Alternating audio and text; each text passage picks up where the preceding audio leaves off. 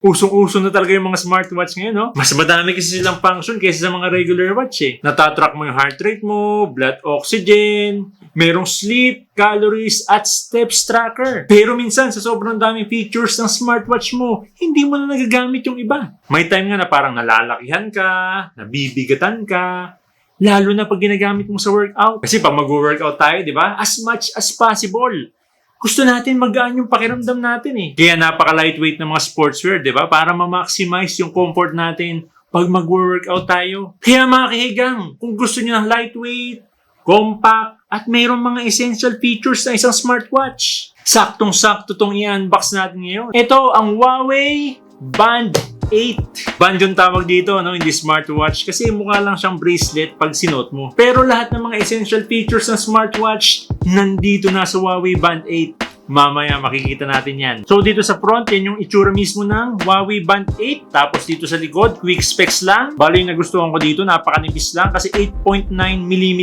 lang siya. Tapos meron siyang 1.47 inch na AMOLED display. Yung isa pa maganda dito at napaka-practical na feature is yung long battery life niya. Ito yung isa sa nagustuhan ko dito kasi tumatagal yung battery life nito for 14 days pag naka-standby, 9 days naman pag average use. Tapos meron na rin itong fast charging feature. Kuwari nalobat yung Huawei Band 8 mo, i-charge mo lang for 5 minutes. Tatagal na yun ng 2 days straight. O, di ba? Napaka-convenient. 5 minutes lang, 2 days na itatagal, lalo pag nagmamadali ka, di ba? Tapos meron siyang continuous heart rate monitoring, sleep tracker, blood oxygen, 100 workout modes. Yan, mamaya makikita natin yan. Tapos 10,000 watch faces at 5 ATM water resistance. So, ibig sabihin nito, waterproof to up to 50 meters. So, pwede mo gamitin siya sa swimming. So, yung nandito pala sa atin na color is black pero available dito sa green at pink. Whoop! Yun, may arrow. Hilahin lang natin. Yun! Nandito na agad yung Huawei Band 8. Okay, tabi muna natin to. Tapos, dito sa loob, nandito yung magnetic charging cable. Manual, ayan, nandito. Okay, tabi muna natin to. Yun, oh, ito na mismo yung Huawei Band 8. Whoop! Yun! Kita nyo. Ooh! Nice! Nipis, oh! Wow! Okay, dito yung sensors niya, no? Tapos yung strap. Yun, no? Ooh! Wow!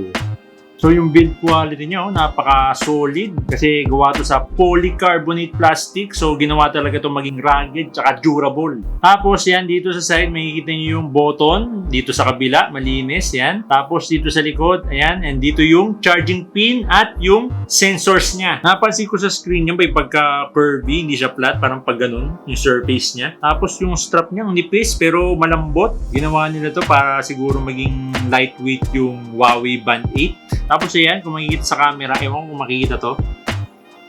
Ayan o, yan yung quick release button niya. Kung gusto mo palitan ng strap, okay, try natin. Press mo lang ng ganyan. Boom! Ayan o, tanggal ka agad yung strap. Tapos kung gusto mo ibalik, press mo lang din. Boom!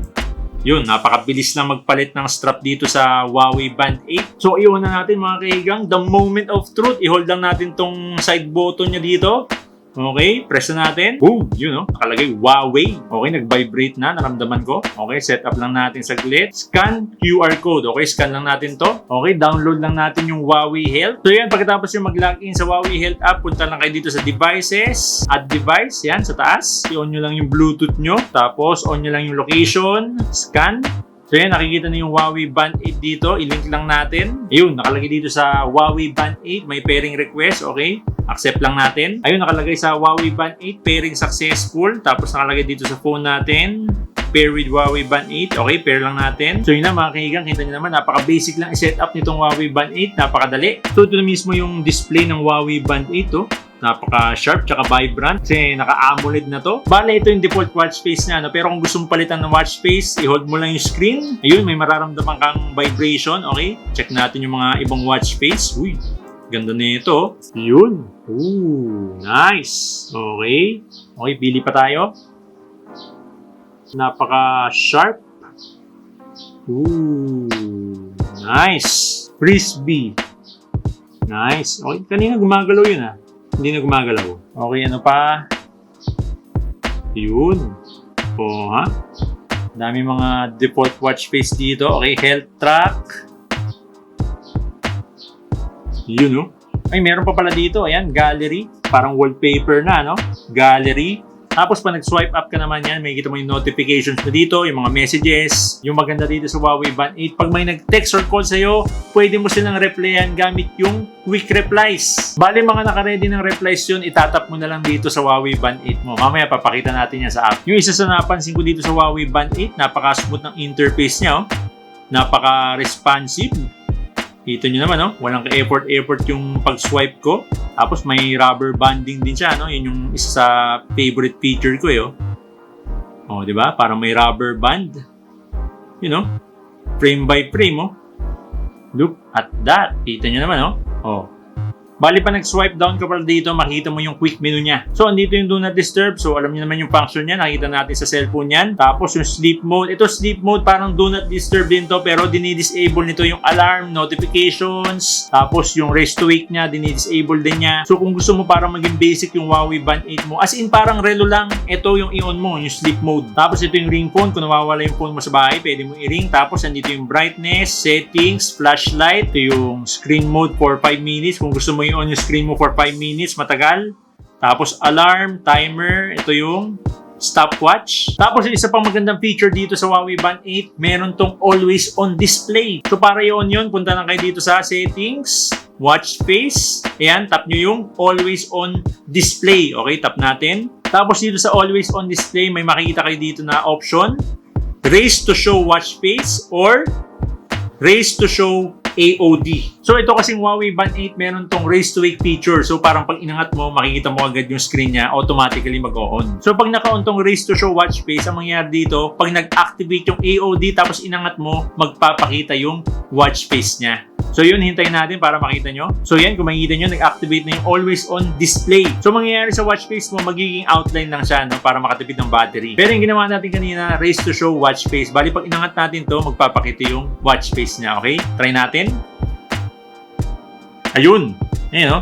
Pag ito namang raise to show AOD yung pinili nyo, pag inangat nyo yung watch, mag-stay lang siya dun sa AOD mode niya. So yun, nag-activate na yung AOD niya, no? Iangat natin. Yan, hindi siya nagbabago. Yan, no? Kahit i-shake mo ng ganon, naka-always on display pa rin siya. Tapos, nag-swipe left ka, yan, makita mo yung heart rate tracker, blood oxygen monitor, sleep tracker. Ito yung isa sa favorite feature ko kasi kahit yung idlip mo, kaya niyang i-track. Okay, tapos, isa pa, yung activity records mo. Okay, wala na. Tapos, pag nag-swipe right ka naman, yan, makita mo yung weather, tsaka yung Bluetooth music control. Okay, try natin tong Bluetooth music control. Kunin natin yung phone natin. Okay, tap lang natin to. Ayun. Nice. Okay, tap pa natin para makita natin yung control. So, kumpleto yung controls niya dito, no?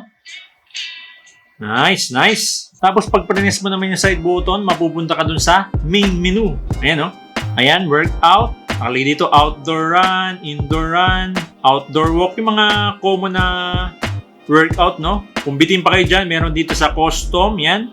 Yoga, CrossFit, yan, sobrang dami. Tapos, workout records, workout status, heart rate, blood oxygen, activity records, sleep, stress, breathing exercise, music, notifications, weather, stopwatch, timer, alarm, flashlight, find phone, tsaka yung settings. Okay mga kahigang, try na natin isuot. Yun. So yun, suot na natin yung Huawei Band 8. Yan, sobrang gaan. Grabe, oh.